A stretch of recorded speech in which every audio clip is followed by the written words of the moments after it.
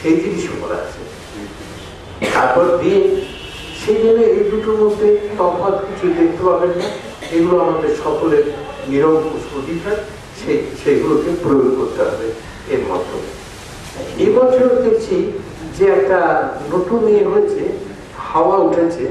হাওয়া বলছে যেন তা আমরা তো একটু হুজুকে চলি, তো আগেও থাকা উচিত ছিল। আপনার প্রথমে বলেছি যে এই যে ডিক্লারেশন যেটা, সেটা কিন্তু সব দেশে প্রযোজ্য নয়, আর সবাই এটা অধিকার, সবাই সাক্ষরতা দেয়নি। না দেওয়ার পক্ষে যারা যারা দিয়েছে তাদের সেখানে আইন হয়েছে, সেখানে কমিশন গঠিত হয়েছে। এখন যাদের হয়নি তাদের মধ্যে নেই, তাদের সেখানকার লোকেদের যথেষ্টই আছে, বেঁচে থাকার অধিকার, শিক্ষার অধিকার, সব কিছু তাদের মধ্যে আছে। তা সেই যে অধিকার বঞ্চিত লোকেদের, তাদের অধিকারকে প্রয়োগ করার জন্য, তাদের অধিকারকে নেওয়ার জন্য এখন একটা হাওয়া উঠেছে। এখন একটা প্রত্যেক দেশে একটা ঝড় উঠেছে যে হিউম্যান রাইটস লঙ্ঘিত হওয়া, এটা নিয়ে আপনারা আমরা সবাই দেশ, আমাদের দেশে করছি, গোটা ভারতবর্ষ জুড়ে করছি, কিন্তু অনেক জায়গায় নেই, সেটা করতে পারছে না। কিন্তু সেখানে যে হিউম্যান রাইটস লঙ্ঘিত হচ্ছে না, সেখানে হিউম্যান রাইটস লঙ্ঘিত হচ্ছে। সেই হিউম্যান রাইটসকে যাতে আবার তাদের বিরুদ্ধে আরোপিত হয়, এই যে মানবিক একটা চেতনা না এলে শুধু আইন দিয়ে এটা করা যাবে না। অমুক জায়গায় একটা বিরাট বন্যাতে ধ্বংস হয়ে গেল সে দেশ, তাদের লোকেদের থাকা খাওয়া ইত্যাদির দায়িত্ব তো সকলেরই আছে। পৃথিবীর সমস্ত মানব জাতি এতে অংশগ্রহণ করবে। এর জন্য শুধু আইন করলে তো হবে না, এর একটা মানবিক চেতনা না এলে এটা করা যায় না। কিন্তু সেই জায়গাটা আসে, তার জন্য এবছর দেখবেন আপনারা, বিশেষ করে আমি জানি না ঠিক থেকে হাওয়া উঠলো, কিন্তু এটা সকলের মানুষের ভেতরে একটা চেতনার থেকে এইটা উঠেছে। এবং এবার আপনারা যদি সবাইগুলো যোগদান করেন, তাহলে দেখুন সর্বত্র এই ইন্টারন্যাশনাল, শুধু ন্যাশনাল লেভেলে নেই, ইন্টারন্যাশনাল লেভেলেও এটাকে যাতে প্রয়োজিত হয়, এই যে আমাদের যে বিধানগুলো ইউএন ডিক্লারেশনে আছে, সেই ডিক্লারেশনগুলো সেদের তাদের ক্ষেত্রেও যাতে প্রয়োগ করা যায় সেরকম চেষ্টা করতে পারছে। যাই হোক, আপনারা আসছেন সবাই, আমাদের যারা এখানে কাজ করছেন তারা অত্যন্ত উৎসাহী, বিভিন্ন জায়গা থেকে আপনাদের সংগঠিত করে নিয়ে আসছেন, আমাদেরকেও নিয়ে আসছেন। সেটা খুব সুখের কথা, সেটা খুব আনন্দের কথা। এবং এই যে জিনিসটা করছেন, আপনারা সবাই এত জোর বিভিন্ন জায়গা থেকে সমবেত হতে পেরেছেন, তার জন্যে এই কর্তৃপক্ষকে যারা আহ্বান করেছেন, আহ্বান যারা, তাদের উৎসাহ নিশ্চয়ই বর্ধিত হবে। এবং তারা আপনাদের এই দেখে, আপনাদের এই আগ্রহ দেখে তারা নিশ্চয়ই খুব প্রীত হবে এবং তারা নিশ্চয়ই তাদের আরো কাজ বাড়িয়ে যাওয়ার চেষ্টা করবে। আপনাদের সবাইকে আমার ব্যক্তিগত পক্ষ থেকে, যারা উপস্থিত আছেন তাদের পক্ষ থেকে, এবং এই কর্মকর্তা যারা যারা এই আহ্বান জানিয়েছেন তাদেরকে সাধুবাদ জানাই এবং তাদেরকে আমাদের অত্যন্ত সহানুভূতি তাদের প্রতি আমাদের আছে। এবং যেভাবে আপনারা সমবেত হয়েছে, নিশ্চয়ই আমরা বিশ্বাস করি যে আপনাদের সকলেরই তাদের প্রতি সহানুভূতি আছে এবং এরা বিভিন্ন কাজ করেন। তার পেছনে আপনারা যদি দাঁড়ান তাহলে এরা যথেষ্ট উৎসাহিত হবেন এবং এরা কাজের অনুপ্রেরণা পাবেন। আপনাদের সবাইকে ধন্যবাদ জানিয়ে শেষ করছি। ধন্যবাদ, ধন্যবাদ। মাননীয় বিচারপতি মলয় বাবু, সময় খুব অল্প, তো আমরা ওনার কাছে অনুরোধ করেছি মলয় বাবুকে আমাদের সংস্থার পক্ষ থেকে বিশেষ সম্বর্ধনা জানানো হবে। সার্টিফিকেট এবং মেমেন্টোর মাধ্যমে ওনাকে সম্বর্ধনা জানাবেন আমাদের সংস্থারই কর্মী নয়না দাস।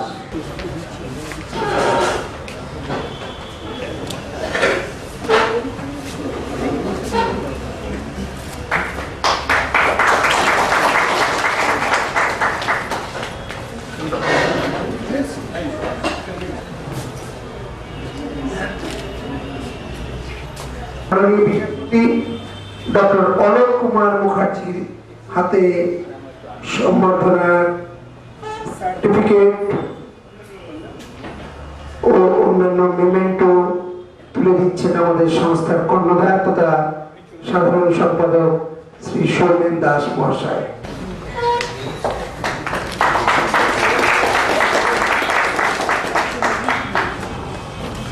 শিশু রঞ্জন পাল আইপিএস, ওনার হাতে আমাদের স্মারক ও সার্টিফিকেট তুলে দেবেন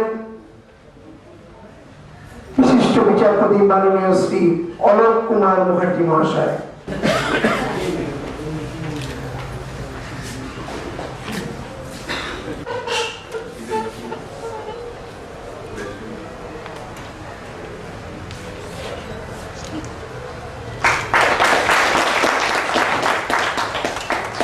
দুজনকে আমাদের আমাদের আমাদের চেয়ারম্যান মাননীয় শ্রী শশাঙ্ক শেখর বেরা মহাশয়কে স্মারক সার্টিফিকেট দিয়ে অভ্যর্থনা জানাবেন মাননীয় শ্রী শিশু রঞ্জন পাল মহাশয়।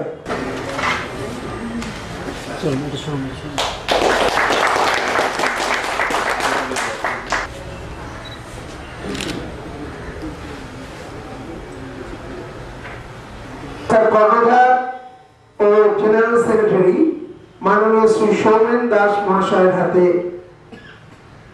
সার্টিফিকেট ও মেমেন্টো বিশিষ্ট আইপিএস শ্রী শিশু রঞ্জন পাল মহাশয়। ওনাকে অনুরোধ করে বাবুর হাতে স্মারক জন্য।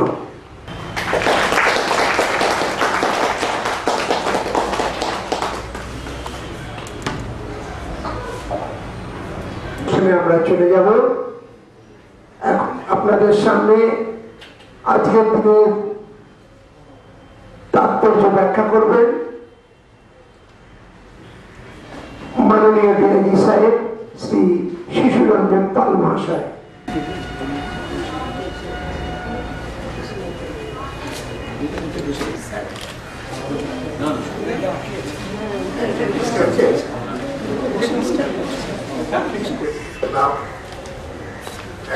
এখানে আসতে পেরেছিলাম পাকিস্তানের উপরে একটা হিউম্যান রাইটসের উপরে লিগাল এইড করে আমাকে ডেকেছিল, বড় লেগেছিল।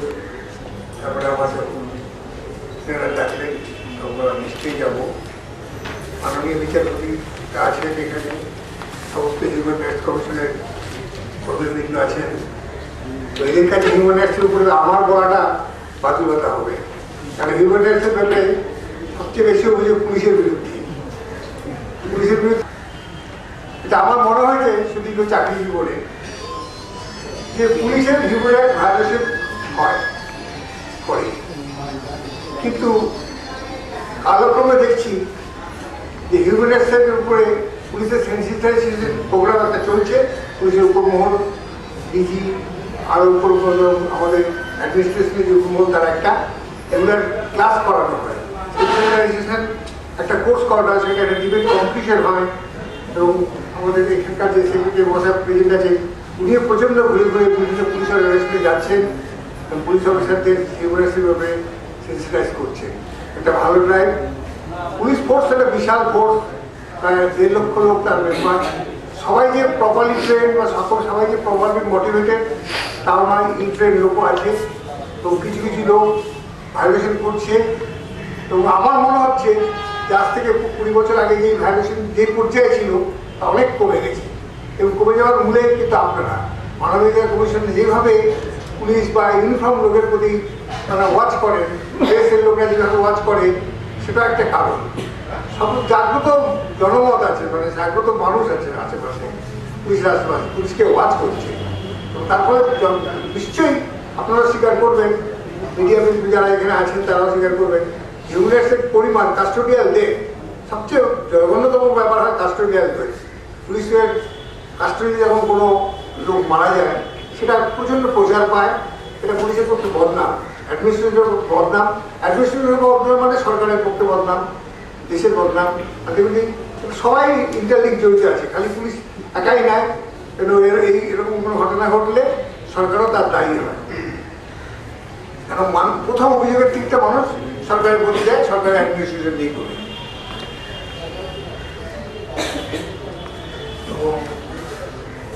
এরকম ভাবে চলছে। হিউম্যান রাইটস কমিশনের মেম্বাররা সচেতন, পুলিশ কেন, আর পুলিশ আমার যেটা মনে হয় যে খালি পুলিশ নয়, সমাজের বিভিন্ন কর্মচারীরা, সরকারের বিভিন্ন কর্মচারী বিভিন্ন স্তরের মধ্যে হিউম্যান রাইটস ভায়োলেশন চলছে।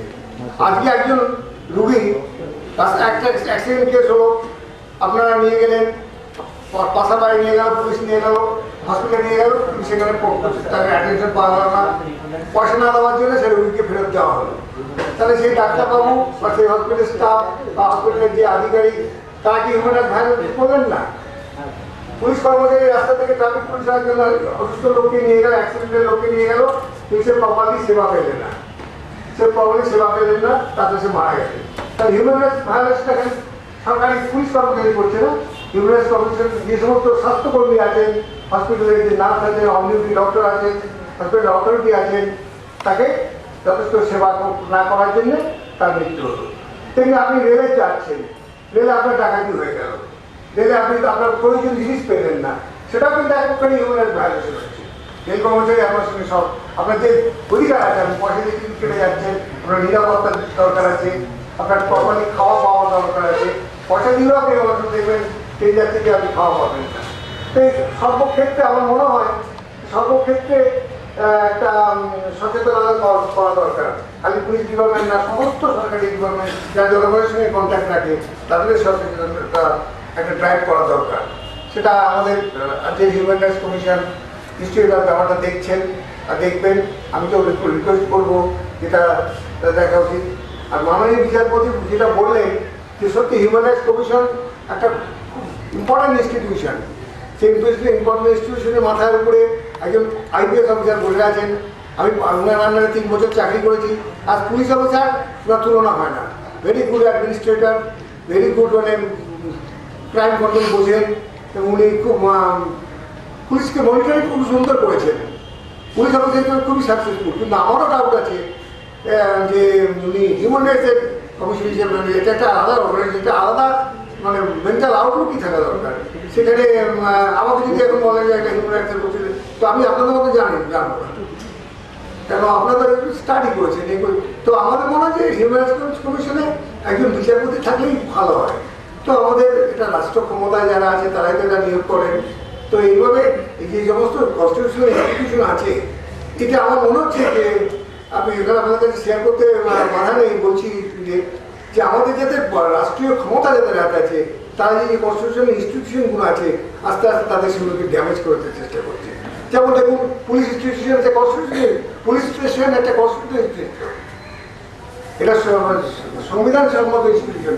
সেখানে পুলিশ অফিসারদের মারধর করা হচ্ছে, পুলিশের থানা ভাঙা করা হচ্ছে। তাহলে আলটিমেটলি কি হচ্ছে, মরাল ডাউন হচ্ছে। আর মরাল ডাউন হলে কে প্রথম কে সাফার করবে? সাফার করবে তো সমাজ সাফার করবে, আপনি সাফার করবো।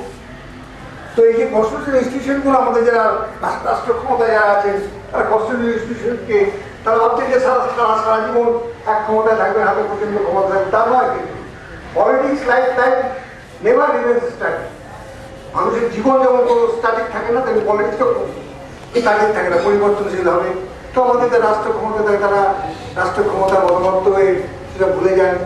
তো আমার তো অনুরোধ করবো আপনাদের শুনতে, মাননীয় মুখ্যমন্ত্রীতে, যে সমস্ত ইনস্টিটিউশনগুলো আছে সেই ইনস্টিটিউশনকে যথার্থভাবে তাদের মর্যাদা দেওয়া হবে। আমি দেখেছি, আমি যখন অ্যাডিশনাল এসপি ডিআইজি চাকরি করেছি তখন দেখেছি যে সমস্ত কাগজপত্র হিউম্যান রাইটস কমিশন থেকে আসতো আমি তাকে টপ প্রায়োরিটি দিতাম। তখন ওসিকে বলতাম যে তুমি এটাকে পার্সোনালি মানে ইনকোয়ারি করে রিপোর্ট দেবে। এবং তখন হিউম্যান রাইটস কমিশন থেকে আমি দেখেছি যে সমস্ত রিকমেন্ডেশন আসতো সেগুলো আমাদের যারা কর্তা ব্যক্তি ছিলেন তারা সেটা ইমপ্লিমেন্ট করতেন। হিউম্যান রাইটস কমিশন খালি রিকমেন্ডেড অথরিটি হয় সরকারের কাছে, কিন্তু সরকার যদি সেটা না মানে তাহলে তো তার এসিস্ট্যান্ট থাকবে না। সুন্দর, আমি নিশ্চয়ই আপনার আমার সঙ্গে শেয়ার করবেন ব্যাপারটা যে সেটা ঠিক কিনা। তো হিউম্যান রাইটসকে তার গুরুত্ব দিতে হবে। হিউম্যান রাইটস থেকে যে রিকমেন্ডেশন আসবে সেটাকে যথাযথ মূল্য দিতে হবে।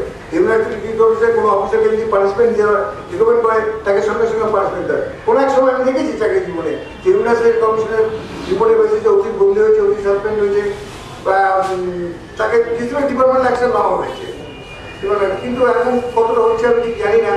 তো হিউম্যান রাইটসকে গুরুত্ব নিশ্চয়ই দিতে হবে, আর জাগ্রত জনমত হিউম্যান রাইটসকে মেনে চলতেই হবে। এবং আমি আশা করি যে আপনারা যারা হিউম্যান রাইটস কমিশন আছে তারা আরও বিভিন্ন সরকারি যে বিভাগগুলো আছে যারা মানুষের সঙ্গে ডিল করছেন তাদের মাঝে যান, গিয়ে প্রচার করেন। আর মাননীয় বিচারপতির মহান লোক অনুরোধ আমাদের যে ওনারা উপদেশ দেন সেটা আমাদের শুনতে হবে, কোনটা কি ভালো কোনটা মন্দ কি করা দরকার। তো এই সমস্ত আজকের এই অনুষ্ঠানে উপস্থিত করে আজকে আমার খুব ভালো লাগলো। আমি এরকম অনুষ্ঠানে থাকবে। আজকে আরেকটা জায়গায় ইনভাইট করেছিল সেই রটারির সাথে ওরাও বলছিল যে আসুন স্যার। তো আমি তো বললাম দুই জায়গায় একটা মানুষকে করে যাবো একই সময়। তো আপনাকে মাফ করুন, আমি পরের বছর নিশ্চয়ই যাওয়ার চেষ্টা করবো।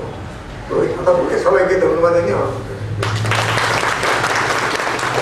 মাননীয় রিটায়ার্ড আইপিএস অলোক বাবুকে, অলোক মুখার্জি, ওনাকে ওনার মূল্যবান বক্তব্য রাখার জন্য অনুরোধ করব।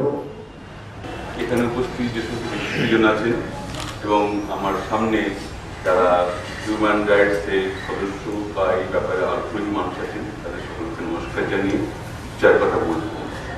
আমার আগে বিচারপতি মলয় সেনগুপ্ত মুখে বলে গেছে, তারপরে আমাদের আইপিএস স্যার সুরঞ্জন পাল উনি বললেন, তার সঙ্গে আরেকটু যোগ করা। হিউম্যান রাইটসের মানুষের অধিকার সম্বন্ধে এগুলো আমাদেরকে সৌমেন আমাকে বলছে হিউম্যান রাইটস মানুষের অধিকার সম্বন্ধে সবচাইতে যেটা হয় সেটা বলতে হবে। কিন্তু আমি আগে মনে করছি যে এইটাই আমার বলাটা যদি দীর্ঘায়িত হয় তাহলে আমাদের যারা বসে আছে শ্রোতারা তাদের অধিকার লোক দিতে হবে, তাদের বলাটা দীর্ঘ করা চলবে না। আমাদের বলেছেন যে এখান থেকে শুরু হয়েছে 1948 সালে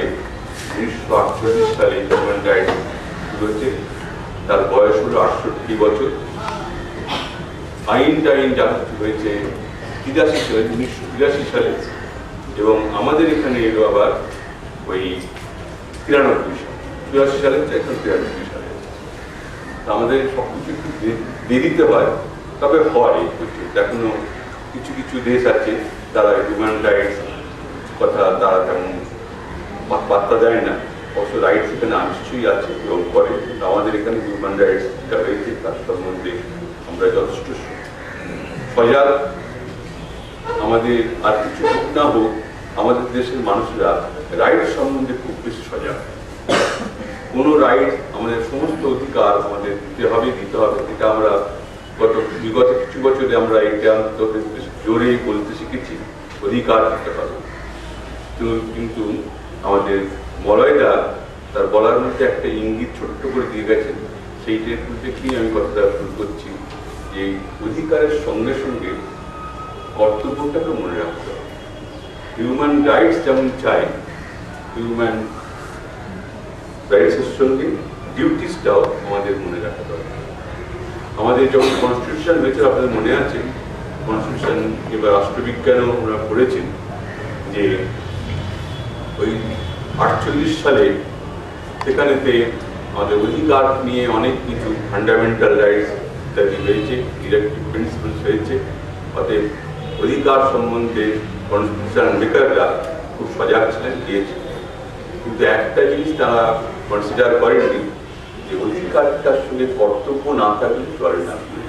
জীবনে মানুষের যেমন দুটো হাত, বাঁ হাত ডান হাতটা বেশি কাজ করে, বাঁ হাতটিও না হয়ে যায় না। আমাদের হাতটা বাঁ হাতে যদি ভেঙে যায় তাহলে আমি কিন্তু একটা খুব অভাব বোধ করবো এবং কাজে অসুবিধা হবে। তার সঙ্গে সঙ্গে ওই ডিউটিটাও দরকার। ডিউটি না থাকার জন্যে কিন্তু আমাদের পরে অবশ্য আমাদের সরকারের মনে হয়েছে যে না, একটা ডিউটি দরকার। অনেক পরেতে ফান্ডামেন্টাল ডিউটিও বলে করা হয়েছে, কিন্তু বইটা বোধহয় বইয়ের পাতার মধ্যেই রয়ে গেছে, আমরা জানি না। যারা হয়তো রাষ্ট্রবিজ্ঞান পড়েন তারা হয়তো জানেন, কিন্তু জানাটা পরীক্ষার জন্য, মনে রাখার জন্য না। আমরা মনে যেটা রাখি এবং সবসময় তাকে প্রয়োগ করবার চেষ্টা করি, সেটা হচ্ছে এই ফান্ডামেন্টাল রাইটস। আমরা সকলেই জানি, আপনাদের নিজেদের জীবন দিয়েই জানি যে কর্তব্য না থাকলে আমাদের এই অধিকার যারা আছে, বাবা মার অধিকার আছে, কিন্তু সেই সঙ্গে সঙ্গে সন্তানের একটা কর্তব্য আছে। সেই কর্তব্যটা আমরা কেউ মনে রাখি না, এটা ভুলে যাই। ফলে আজকে বাবা মার এত কষ্ট হচ্ছে, সেটা আপনারা জানছেন, কাগজের পাতায় রোজই জানছেন, আর অন্যান্য ব্যাপার থেকেও আমরা জানতে পারছি তারা কি অসুবিধার মধ্যে আছে। এর একমাত্র অধিকারটা তারা পাচ্ছেন না, পাচ্ছেন না এই কারণে আমাদের যে কর্তব্য সেটা আমরা করছি না। নাগরিক হিসেবেও আমাদের কিছু কিছু কর্তব্য আছে, সেই কর্তব্যগুলো কিন্তু কিছু আমরা মানি না। আপনার জল পাওয়ার অধিকার আছে, নিশ্চয়ই কর্পোরেশন জল করে দেয়, কিন্তু আপনার কর্তব্য হচ্ছে জলটা যথেষ্ট ইউজ করা। এই অধিকাংশ সময় আপনারা দেখবেন যে কলের বাড়িতে, রাস্তার কল তো ছেড়েই দিন, জল পড়েই যাচ্ছে। বাড়িতেও অনেক বাবু মশাইরা আছেন, তাদের কল খোলা আছে, জল পড়ে যাচ্ছে, কস্টলি জল, 1 গ্যালন জল করতে 5 থেকে 10 টাকা পড়ে তৈরি হয় নিচে। সেইগুলো হচ্ছে, সেগুলো কিন্তু জল চলে যাচ্ছে, কেউ কিন্তু অনুগ্রহ করে আর বন্ধ করবার পারবে না। এবং আমাদের সন্তানাদের যারা আছে তাদেরকে বলি না, ওরে কলটা বন্ধ করে দিই। ফলে হচ্ছে কি, আমাদের আপনার ওখানে পাড়া যারা আপনাদের নাম কর্পোরেশনের বিভিন্ন এলাকায় যারা আছে, কোনো জায়গায় যথেষ্ট জল আসে, আর কোনো কোনো এলাকায় এতটুকু জল যায় না, তারা বিরাট করে লাইন দিয়ে দাঁড়িয়ে আছে। কেন? ওই অধিকার বোধ আছে, কিন্তু কর্তব্য বোধটা আমাদের নেই। সেইখানেই হচ্ছে আমাদের কর্তব্য করাটাও শিখতে হবে এবং এটা আমাদের শেখাতে হবে। আমাদের রঞ্জন পাল যেটা বললেন যে হ্যাঁ, ঠিক কথাই, আমরা সমস্ত ব্যাপারে পুলিশের দিকে, কিন্তু এখন সম্ভবত অনুগ্রহপ্রাপ্ত পুলিশ ছাড়া বাকি পুলিশদের কিন্তু খুব দুর্গতি। এখন তাদেরকে শাসন করবার জন্য একটা গোষ্ঠী তৈরি হয়েছে। যখন তখন গেলাম, পুলিশের কলার ধরে টানলাম, দিক খুলে দিলাম এবং মারধর ইত্যাদি, খানা খাওয়া ইত্যাদি হয়েছে। এটাও তার বোধ হয় ওই অধিকারের মধ্যে এসে গেছে। আমরা ভাবি আমি সব দেশের নাগরিক, স্বাধীন দেশের নাগরিক, আমি কেন আমার অধিকার ছাড়বো? অধিকার ছাড়তে গেলে কিছু কর্তব্য, সেটা কিন্তু তার করা উচিত নয়। কিন্তু সেটা বলবে কি, বলার লোক কিন্তু সেরকম কেউ থাকছেন না থাকার জন্য এই হচ্ছে অনেক কিছুই নির্দেশ তৈরি হয়। আমাদের বিচারকের আসন থেকে আমরা দেখতে পেয়েছি অনেক আছে। আমাদের ধরুন এমনি যে পুরনো আমাদের সিভিল কোড, ক্রিমিনাল কোডে যা আছে, সেটা যথাযথ পালন করলে কিন্তু অনেক অধিকারই আমরা মানুষের দিতে পারি, কিন্তু আমরা সেই অধিকারগুলো যথাযথ করি না। তাকে অন্য রূপ দিয়ে আমরা তাকে চালিয়ে দিই। আর যে অধিকার যে নিয়ে এসেছে, যে এসে দাঁড়ালো, আমার এই অসুবিধা হচ্ছে, আমার এই ক্ষতিটা হচ্ছে, আমাকে একটু দেখুন, আমরা সেখানে দেখতে পাই না। কেন পাই না? মাঝখানে কিছু মানুষ আছেন, তাদের চাপে পড়ে ওটা হয় না। এখানে আমরা মিথ্যা কথা বলবো কেন? আমাদের মিথ্যা কথা বলাটা কোনো আর্ট হয়ে গেছে। এখন সমাজে শিক্ষিত যে ভালো বড় মানুষরা, তোমাকে জানতে হবে how to speak life, tell life. মিথ্যা বলা হবে, মিথ্যা না বললে আমরা কিন্তু ভালো হতে পারবে না। যতই আপনি বড় হন না, সত্যি কথা বললে আপনাকে নিঃসন্দেহে বোকা, বুদ্ধ বলা হবে। আপনি যতই জ্ঞানী মানুষ হন, যতই ঠিক কথা বলুন, কিন্তু আপনাকে